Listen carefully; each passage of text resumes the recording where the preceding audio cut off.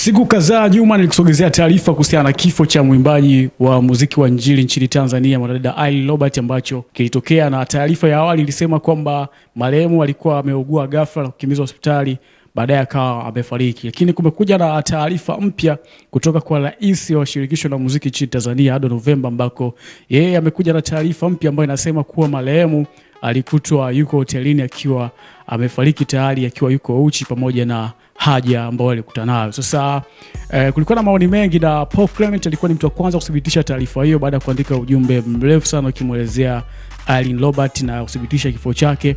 Na utakumbuka tu kwamba baada ya hapo pia kulikuwa na producer Genius X6 ambaye akaja kukanusha kwamba huenda msongo wa mawazo kama umepelekea kifo cha mwimbaji huyo. Sasa taarifa mpya ambayo imethibitishwa na rais wa shirikisho la muziki Ado Novemba, yeye anasema kwamba marehemu kama nilivyozungumza hapo awali kwamba amekuta hotelini akiwa yuko uchi, amefariki pamoja na haja ambayo alimkuta nayo, na amezungumza vitu vingi. Kikubwa amegusia kwamba katika kuelekea kumpumzisha marehemu wao kama shirikisho hawezi kukaa kuvumilia mpaka kuona haki ya mpendwa wao inapatikana, na utafiti umeanza mapema kabisa kubaini kitu gani ambacho kilimuondoa marehemu, kwa sababu kifo chake kinaonekana sio cha kawaida.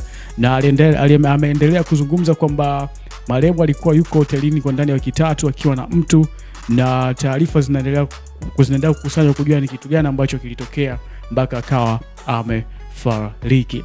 Na nikukumbushe tu kwamba marehemu Irene Robert alifanya kazi na wasanii wakubwa kama Rose Muhando, Paul Clement na wasanii wengine wengi kabisa, na mpaka umauti unamkuta wa dada huyu. Inasadikika kwamba ilibidi aingie kwenye ndoa tarehe 5 mwezi wa 4 mwaka huu.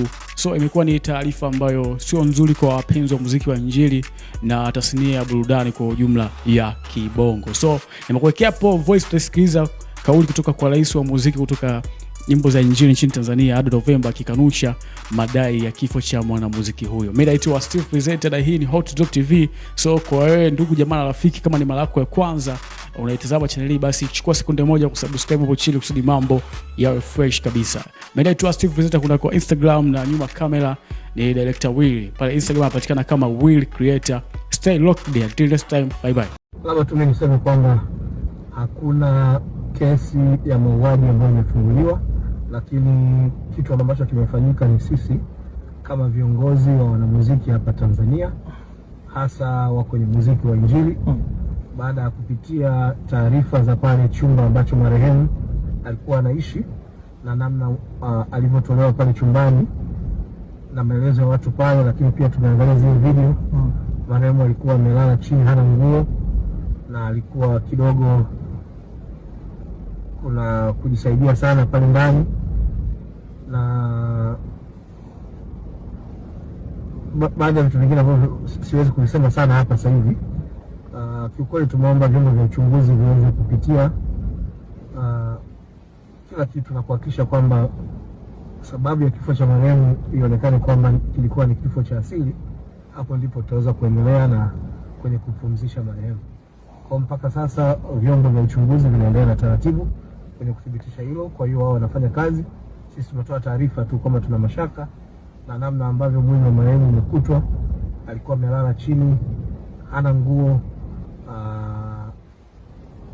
Kwa hiyo ni kitu ambacho kikweli kabisa tumesema ni Tanzania mwenzetu, hatuwezi kuacha akaondoka tu hivi bila kujiridhisha. Kwa hiyo tumeomba vyombo viweze kufanya kazi. Kwa hiyo tuseme tu wa Tanzania waendelee kuwa vumilivu kwenye kipindi ambacho tupo, ili tuweze kujua chanzo ni nini na alikuwa na nani, wanafanya nini. Maana inasemekana alikuwa pale anaishi kwenye hoteli na mtu kwa zaidi ya wiki 3. Kwa hiyo vyote hivyo tuache, kwa sababu vipo kwenye mamlaka ni hayo kwa sasa.